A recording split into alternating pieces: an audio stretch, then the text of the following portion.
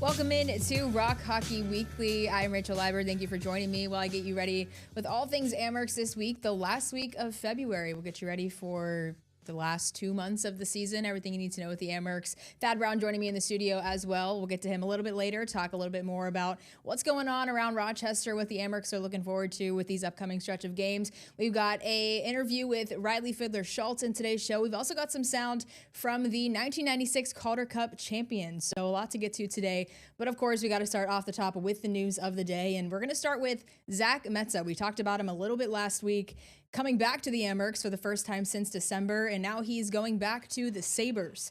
He, like I said, came back his first appearance with the Amherst since December, had 2 games with them last week, had 2 assists in those games, so definitely helped them out.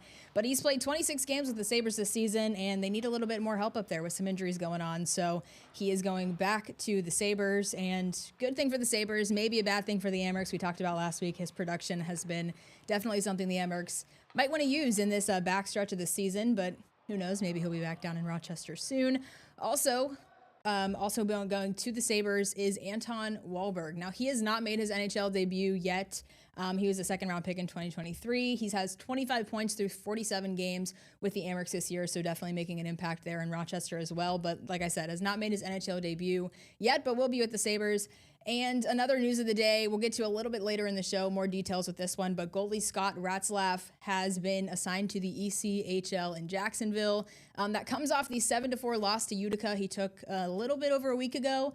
That was a big discussion point last week as well with that loss that he gave up 7 goals to. We'll get to that a little bit later, and kind of head coach Michael Leone's reaction to that loss, but also to Ratzlaff no longer being with the Amherst.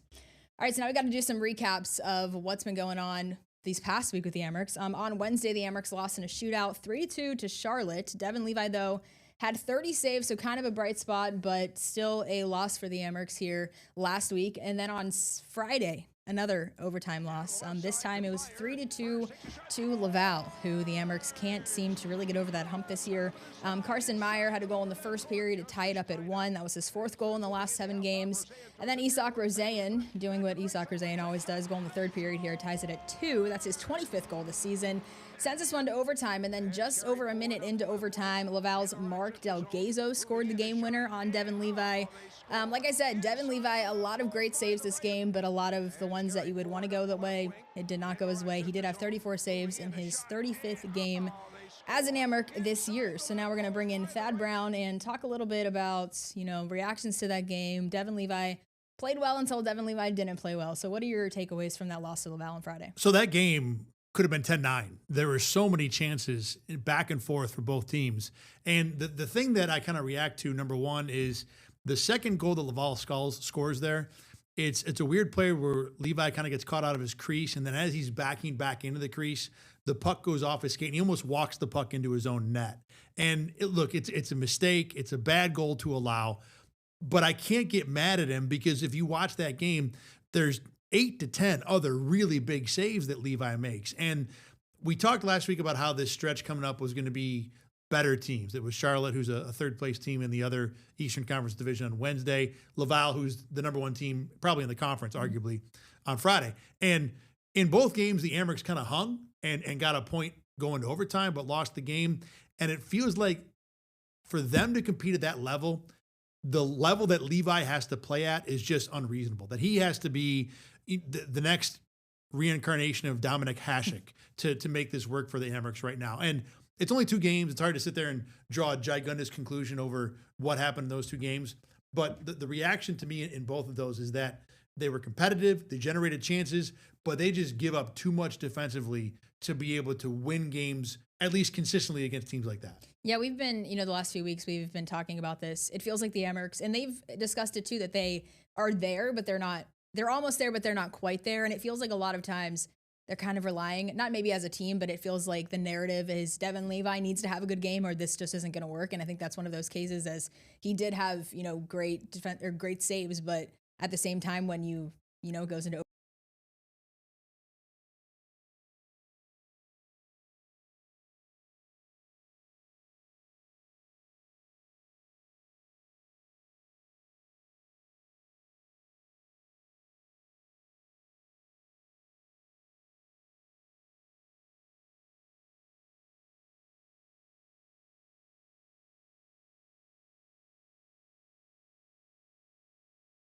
seen before. And with a team that hasn't been as consistent, it feels like maybe that is kind of falling back on where Devin Levi is at the season right now. More pressure makes a lot of sense to me because this team, I don't think right now is as good defensively as it was the last couple of years. Maybe not as good overall, and the standings would suggest that with the Emmerich sitting in tied for fourth place right now as we record this.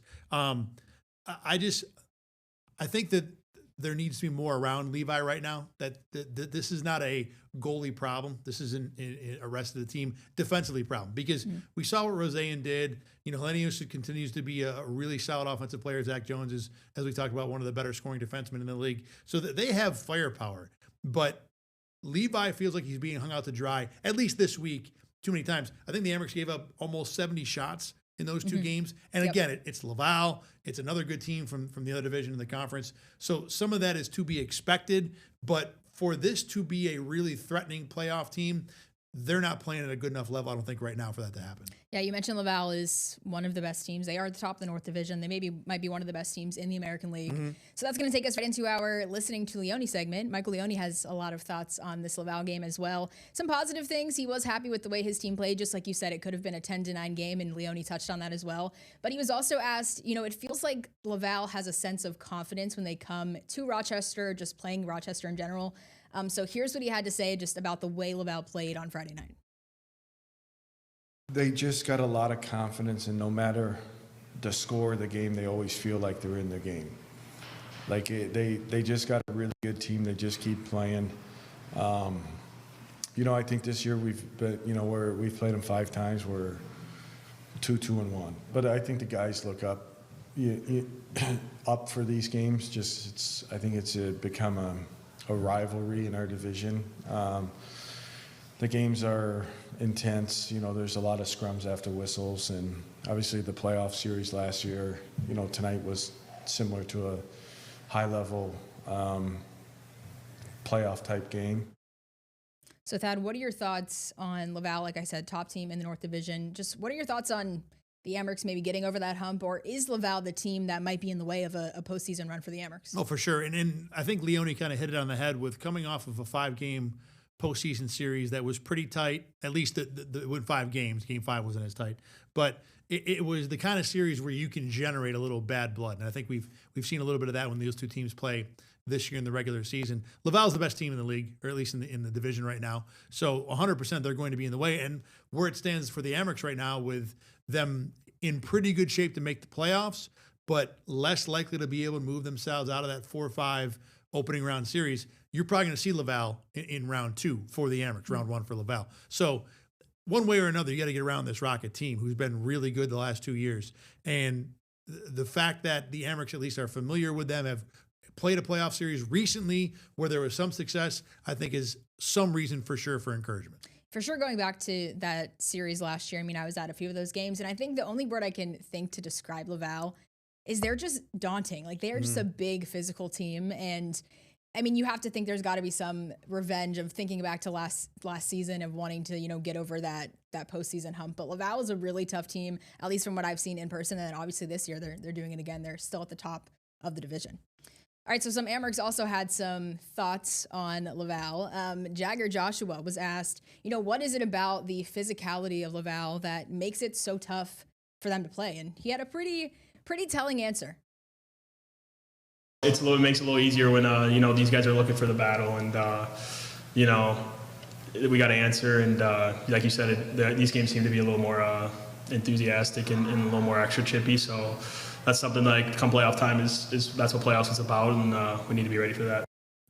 So we have to preface that with, before he gave that PG answer, he did call Laval a non-PG word. Jerks, but with less a PR beginning. Yes. And a K and an S at the end, and you can all figure it out what it was at home. Yeah. Yeah, so clearly some emotion there. And Jagger Joshua too, when I've been at their practices, he's the guy on the team that's kind of starting the fights a little bit. Like, you can tell that he's the one that's physical. And even after he had, what we just played right there, he said, if I can tell the crowd isn't really in it, I kind of, make it a little more physical to get the crowd back up and moving. He was also, asked, there's a narrative kind of around this rivalry between Laval and between Rochester that, these teams don't like each other. So what are what's your take on that? Well, the fact that he started out with calling them jerks, essentially. It's probably pretty telling. Right. There. Right off the bat, you know what the at least what the Amerks think of Laval. To a degree, I wonder how much Laval feels the same about the Amerks, because Laval won the series last year, so they're not as perturbed, scarred by it. And then Laval's rolling through the division this year. The Amerks are a bug on the windshield, frankly, relative to where Laval is right this second. So I don't know if Laval feels the same way. It all sounds to me like this Laval team is kind of who they are no matter what. They're also the big dog on the block. So there's all those factors are adding up together to a team that is, you wonder too, are they in the Amerks' head a little bit because of the fact they eliminated them last year and because of how well they're doing this year? I don't think it's debilitating at all, but certainly this is a team that has been circled in the locker room in Rochester as someone that obviously has become a problem. Yeah, that's a good point of, saying you wonder what Laval thinks of them, because I feel like that's so many rivalries that you could put in quotations of, is it just a one-sided rivalry because they knocked you out of the playoffs last year? And I think I don't know if that's the case. Maybe we have to listen to some Laval press conferences and see what their thoughts are. But this is definitely like just a physical team. And I think that kind of has developed a mindset for Rochester of, we want to beat them. I mean, they're 2-2-1. It's not like Laval has completely dominated them this year. So they are in there. They are in these games, but it's definitely will be a fun one for sure if it goes back to that, second round, first round for Laval like it did last year, and hopefully have a better result than, I think it was a 5-0 shutout. I think it was ugly. Game 5 last year. It was a rough one. Yeah. All right, so our last soundbite here from Michael Leone, like I said earlier in the show, Scott's Ratzlaff. Every time I say his name, it's a tongue twister. Every single time, I don't think I've gotten it right. Reassigned to the ECHL in Jacksonville. So Michael Leone kind of gave an explanation. Like I said, the 7-4 loss to Utica was just before this had happened. So Michael Leone gave kind of an explanation today of why he was sent down to the ECHL. We don't have any back-to-backs for another 2.5 weeks, so Rats is not going to play. He's just going to sit here. So we thought it'd be a really good idea for his development to go down there and play during this stretch. We had a decision to make. Is it best for Rats just to sit here and practice or go down and play? So when we do need him, that he's ready to go. So his last start had nothing to do with the decision. The decision was already made before that. So he says that start had nothing to do with that decision. Do you believe him? What is your take kind of on the goalie situation? I think so. The Amerks have been pretty consistent lately that this is a stretch where you can just keep rolling Devin Levi out over and over. You don't really even need a backup goalie. I do wonder how much of, if he had thrown up a 50 save shutout, what they think, well, this guy's all set. We don't need to give him any seasoning. But I think more often than not, you want your goalie to play, especially a guy that you think can develop. So I think one way or another, Ratzlaff was going to go down and get some starts, get some playing time, as opposed to doing nothing, because it's going to be Levi for the next couple of weeks here. Yeah, I mean, I think it's a fine decision. You want to have your guy to have reps, but it does bring some of concern of Devin Levi's already reached his maxed games, I guess, in an AHL season, and he's projected to reach 50 starts this season. Not that it's a concern for maybe his production, but like we said, it feels like so much of what the Amerks have been doing is falling back on Devin Levi, yes, but also I don't think it's a goalie problem, to your point, as you said a few minutes ago, but I do think, having the same guy out there, it's got to be a pressure situation. I mean, Devin Levi this season, 2.5 goals against average, which is 11th in the league, 0.913 save percentage, and he's played the most minutes of any goalie in the league in the AHL. And so, wow, I didn't realize that. it's by a lot too. I think he's, it was maybe it seemed like an entire game, which I guess when you put it like that, maybe it's not as much. But I mean, this is a guy that's been out there a lot, and I mean, does it concern you at all, I guess, for his production too? I mean, number one in the league is eye-opening, at least. Look, the Sabres, I think, down the road still have the hope that Devin Levi becomes your full-time number one goalie that you can lean on. And if that's going to be who he's going to be, he's going to play 50 or 60 games at the NHL level. So the fact he's doing it for the Amerks, in terms of long-term, I'm not concerned at all. Again, I think we've both made the point here that Devin Levi is going to be kind of the bell, the barometer for how the Amerks go this year. So I'm not surprised, and I don't think it's a problem. And I think for the most part, like we've talked about, this last 2 games, he plays 2 pretty good teams. makes a boatload of saves, and the only reason they lose is because of the number of shots they gave up. Yeah. So I'm really not concerned about Devin Levi one bit right now. Yeah, I mean, I'm maybe a little bit more concerned than you, but I mean, I agree with you as well. I mean, he's playing well. Like, he's not playing poorly. He's playing well enough. So I think it is another, maybe draws more attention to the other issues that are happening with the Amerks. All right, so Friday night, we know, was a loss to Laval, but Friday night was also 90s night for the Amerks, honoring the Calder Cup 1996 championship team, which is the last time the Amerks won the Calder Cup. It's been 30 years. So Dixon Ward, Wayne Primo, and Jody Gage were in attendance and went over there, talked to them a little bit. The 96 team won the Calder Cup in 7 games. They were at the bottom of the division around Christmas, and they had this kind of miracle comeback that I'm sure you can kind of talk about what it was like to be in Rochester. You know, I was not alive yet, so easy. You know, we'll let you take that one. But here's them kind of reflecting on that time in Rochester. I love my time in Rochester, and winning the Calder Cup is still the most exciting time I've ever had in the game, including the Stanley Cup final. We didn't win it, so it comes second. So anytime you can play the game that you love and have success playing it and be a big contributor to your hockey team, it's exciting. Doesn't matter what level you're at. The city embraces this organization. It always has, and that's what makes this one of, or if not the best American League market there is. February is always tough. It's cold. It's a long season. All of a sudden the weather comes out and it's playoff hockey around the corner, and those are all the special moments. Yes, it's the big goal, it's the hits, it's all those things. It's the little things. The weather's beautiful out. You're telling jokes. You might be playing these stupid little games that you're playing because we didn't have, all the video games that you guys have, and just the memories you have in the hotel, on the buses, playing poker, all those different things. I had a lot of flashbacks this weekend. Anytime you can win a championship, it's a great feeling. For me, that year, I came from junior. I finished the last 8 games of the regular season, and then played 17 of the 19 playoff games. Great crowd, great attendance, just an amazing atmosphere, and so happy that we were able to finish it out in Game 7. So Thad, what do you remember from this 96 championship run? So I didn't remember the last place part of it. The Amerks then were a fairly regular championship contending team. Like the Amerks now recently have gotten back to where they'll win playoff series every once in a while, go deep into the spring, but they're not really having, at least of late, challenge for a championship. 80s and 90s, that was a regular thing. Calder Cup championships, winning cups, the whole thing.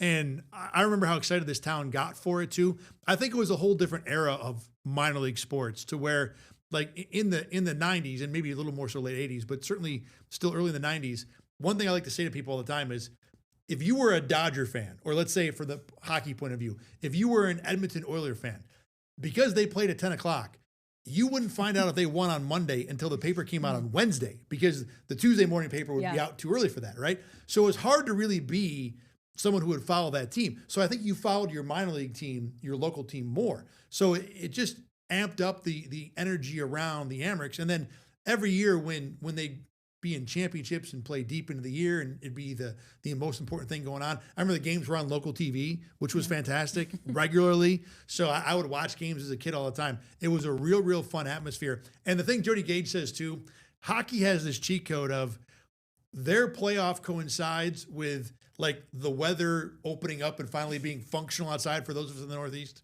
It makes it a whole lot easier to love that time of year when, there's a game tonight and I get to go outside and experience it being 60 degrees. Yeah. Sweet. It makes everything better. Yeah, it would have been, they, reflecting on their time, they seemed like you said, one of them was like, this was the most fun I had in my entire career, and I played in a Calder Cup. So, I think that just shows how much, at least the city of Rochester, and even the games that I've covered, how much this city rallies around this team. So definitely some cool stuff from the 96 team. All right, we are going to take a quick break, but before we go to break, we got to do the Don Stevens Call of the Week. And this week, we are going to Jody Gage, who, Amerk legend. Can I call him an Amerk legend? Absolutely, yes, yeah. This calls from February 21st, 1992, earned the assist to become the franchise all-time leading scorer with his 566 points, went on to do 728 points for the Amerks, which is a crazy number, still holds the record. So as we send you to break, here's the iconic Don Stevens Call of the Week. Bagley at the red line, across the Ranger blue line, top of the slot, shovels off a pass on the left wing side. Gage moving in, his shot. LaForest makes the stop, loose, puck is scramble. Where do they go? It's good!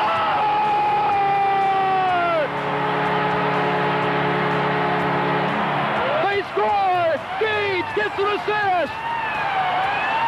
Ladies and gentlemen, you have witnessed history! Gage assisting on the Darcy Lowen goal. 566 career Mavericks points. Judy Gage, the all-time Mavericks points leader.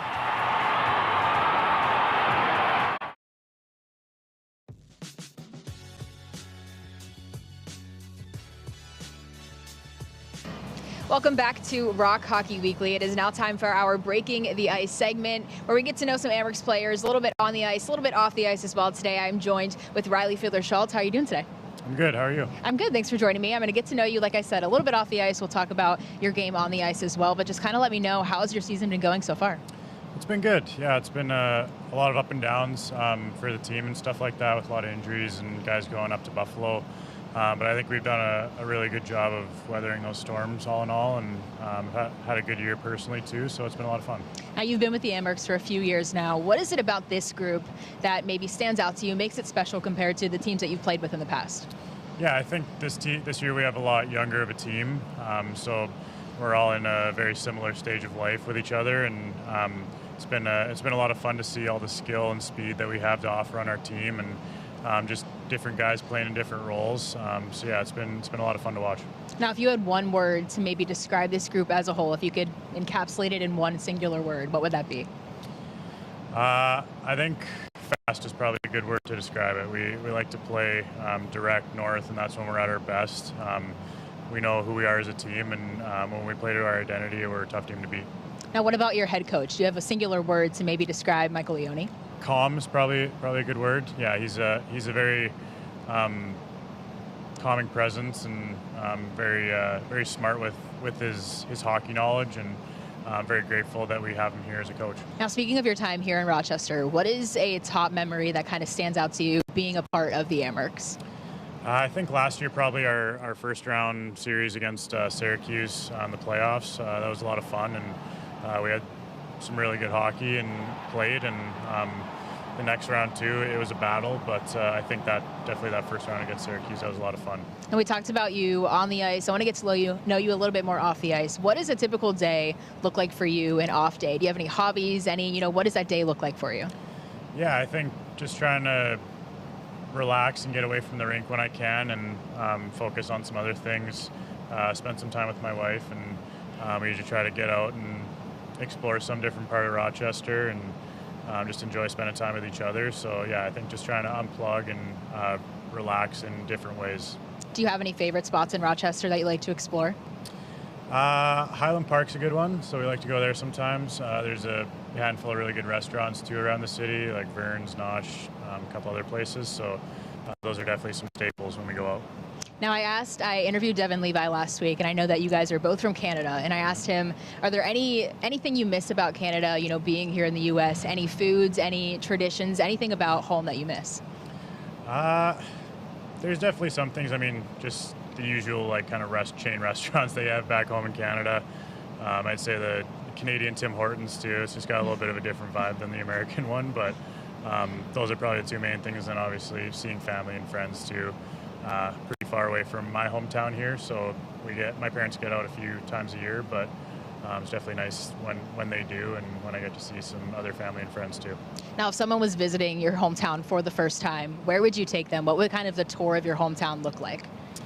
That's a good question. There's not a ton going on in Edmonton. It's kind of similar to Rochester, but I think probably the River Valley is nice in Edmonton. There's a big river that runs right through the city. So that's really cool.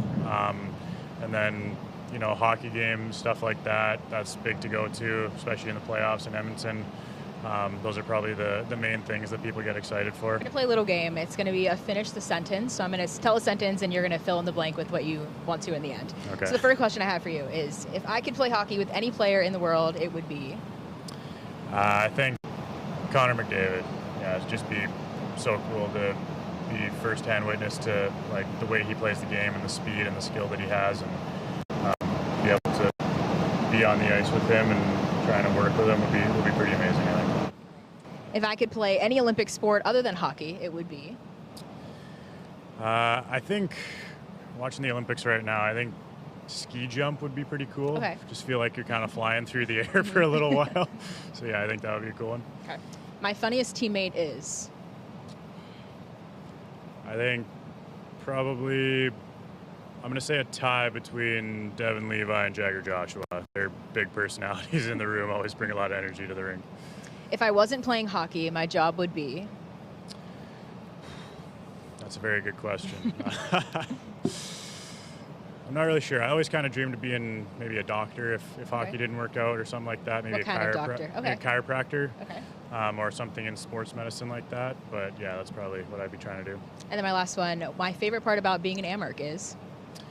I think just the great fans we get, like especially thinking back again to the playoffs last year, the crowds that we had, they were so lively and into it and really pushing us on and giving us a lot of support on the ice. So yeah, that's definitely a really cool thing, and I'm grateful that we have that kind of fan base here. We're going to end our segment here with some rapid fire just to get to know you a little bit more. Are you ready for some rapid fire questions? Let's go. All right. Favorite TV show? Suits. Dream vacation spot? Italy. Random fun fact about you? Ooh. I'm an only child. Best ice cream flavor? Cookies and cream. Favorite sports team other than the Amerks? Dallas Cowboys. Interesting. Was that like we have to take a break from our rapid fire? Why Dallas? Well, my uncle played in the NHL for the Dallas Stars for a while, so Okay. I just, when I was growing up, because he was there, I kind of loved everything about Dallas, and I just kind of held on to the Cowboys after he left. That's been a tortured existence, but Yeah, yeah. It but yeah, I still like him. So, All right. Go to fast food spot.